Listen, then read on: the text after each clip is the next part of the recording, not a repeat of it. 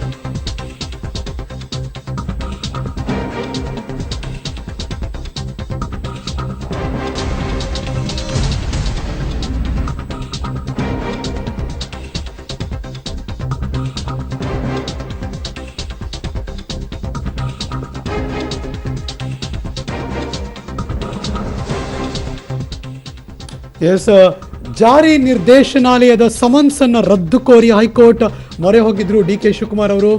ಅವರ ಪರ ಹಿರಿಯ ವಕೀಲ ವಾದ ಮಂಡನೆ ಮಾಡಿದ್ರು. ಹಾಗಾಗಿ ಈಗ ಎರಡೂ ಕಡೆಯಿಂದ ರಿಲೀಫ್ ಸಿಕ್ಕಿರುವಂಥ ಬ್ರೇಕಿಂಗ್ ನ್ಯೂಸ್ ಬರ್ತಾ ಇದೆ. ಒಂದು ಯಡಿಯೂರಪ್ಪನವರಿಗೆ, ಇನ್ನೊಂದು ಡಿ ಕೆ ಶಿವಕುಮಾರ್ ಅವರಿಗೆ. ವಿಚಾರಣೆಗೆ ಹಾಜರಾಗೋದಕ್ಕೆ ಮತ್ತಷ್ಟು ಕಾಲಾವಕಾಶ ಬೇಕು ಅಂತ ಡಿ ಕೆ ಶಿ ಪರ ವಕೀಲರು ಕೇಳಿದ್ರು. ಸೊ ಮಾರ್ಚ್ 7ನೇ ತಾರೀಕು ಈ ಕೇಸ್ ಮುಂದೂಡಲ್ಪಟ್ಟಿದೆ. ವಿಚಾರಣೆ ಹಾಜರಾಗುವಂತೆ ಹೈಕೋರ್ಟ್ ಏನಾದರೂ ಸೂಚನೆ ಕೊಟ್ಟು ಬಿಡುತ್ತಾ ಅನ್ನೋದೊಂದು ಕ್ವಶನ್ ಮಾರ್ಕ್ ಇತ್ತು. ಡಿ ಕೆ ಶಿವಕುಮಾರ್ಗೂ ಕೂಡ ಇದೀಗ ತಾತ್ಕಾಲಿಕವಾಗಿ ರಿಲೀಫ್. ಸಚಿವ ಡಿ ಕೆ ಶಿವಕುಮಾರ್ ಏನಾಗುತ್ತೆ ಈ ಬೆಳವಣಿಗೆಯಿಂದ ಇವತ್ತು ಅನ್ನೋದು ಒಂದು ಸಂಕಷ್ಟ ಎದುರಾಗುತ್ತಾ ಅನ್ನೋದೆಲ್ಲ ಒಂದು ಕ್ವಶನ್ ಮಾರ್ಕ್ ಇತ್ತು. ಅದಕ್ಕೆ ಈ ಕ್ಷಣಕ್ಕೆ ತಾತ್ಕಾಲಿಕ ರಿಲೀಫ್ ಅವ್ರಿಗೂ ಕೂಡ ಸಿಕ್ಕಿದೆ ಅಂತ ಅನಿಸ್ತಾ ಇದೆ. ಮಾರ್ಚ್ 7ನೇ ತಾರೀಕುಗೆ ವಿಚಾರಣೆ ಮುಂದೂಡಿರೋ ಬಗ್ಗೆ ಈ ಕ್ಷಣ ಮಾಹಿತಿ ಬರ್ತಾ ಇದೆ. ಟೈಮ್ ಬೇಕು ಅಂತ ಅವರ ಪರ ವಕೀಲರು ಮನವರಿಕೆ ಮಾಡಿಕೊಟ್ರು ಜಡ್ಜ್ ಸಾಹೇಬ್ರಿಗೆ. ಸೊ ಹಾಗಾಗಿ ಅವ್ರಿಗೂ ರಿಲೀಫ್, ಈ ಕಡೆ BSY ಅವ್ರಿಗೂ ಬಿಗ್ ರಿಲೀಫ್.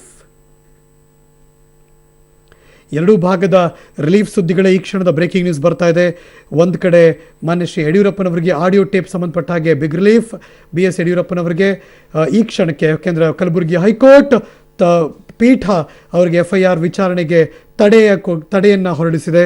ಮಗದೊಂದು ಕಡೆ ಮಾನ್ಯ ಸಚಿವರಾದ ಡಿ ಕೆ ಶಿವಕುಮಾರ್ ಅವರು ಇಡಿ ಸಮನ್ಸ್ಗೆ ಏನು ಕೊಟ್ಟಿತ್ತು ಅದರ ರದ್ದು ಕೋರಿ ಹೈಕೋರ್ಟ್ ಮೊರೆ ಹೋಗಿದ್ರು. ವಿಚಾರಣೆಗೆ ಹಾಜರುಪಡಿಸಬೇಕು ಅಂತ ಏನಾದರೂ ಹೈಕೋರ್ಟ್ ಸೂಚನೆ ಕೊಡುತ್ತಾ ಅನ್ನೋದೊಂದು ಕ್ವಶನ್ ಮಾರ್ಕ್ ಇತ್ತು.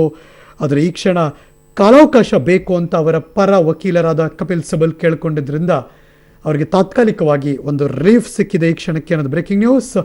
ಮಾರ್ಚ್ 7ನೇ ತಾರೀಕು ಡಿ ಕೆ ಶಿವಕುಮಾರ್ ಅವರ ಕೇಸ್ ಮತ್ತೆ ಹೈಕೋರ್ಟ್ ಬರುತ್ತೆ, ವಿಚಾರಣೆ ಶುರುವಾಗುತ್ತೆ. ಈ ಕ್ಷಣ ಇಡೀ ಸಮನ್ಸ್ ರದ್ದು ಕೋರಿ ಅರ್ಜಿ ಸಲ್ಲಿಸಿರುವ ಬಗ್ಗೆ ತಾತ್ಕಾಲಿಕ ರಿಲೀಫ್ ಡಿ ಕೆ ಶಿವಕುಮಾರ್ ಅವರಿಗೆ.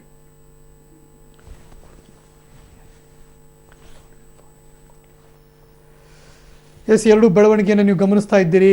ಈ ಮುಂದೆ ಚುನಾವಣಾ ಸಂದರ್ಭದಲ್ಲಿ ಇಬ್ಬರಿಗೂ ಕೂಡ ಇದೊಂದು ರೀತಿ ಅಗ್ನಿ ಪರೀಕ್ಷೆಯಾಗಿಯೇ ಮುಂದಿತ್ತು. ಯಾರಿಗೆ ಯಾವ ಕ್ಷಣದಲ್ಲಿ ಏನಾಗುತ್ತೆ ಅಂತ ಕಾಯ್ತಾ ಇದ್ರು. ಆದರೆ ಫೈನಲಿ ತಾತ್ಕಾಲಿಕವಾಗಿ ಒಂದು ಹಂತಕ್ಕೆ ಇಬ್ಬರಿಗೂ ಕೂಡ ಈ ಕ್ಷಣ ರಿಲೀಫ್ ಸಿಕ್ಕಿದೆ ಅಂತ ಕಾಣಿಸ್ತಾ ಇದೆ.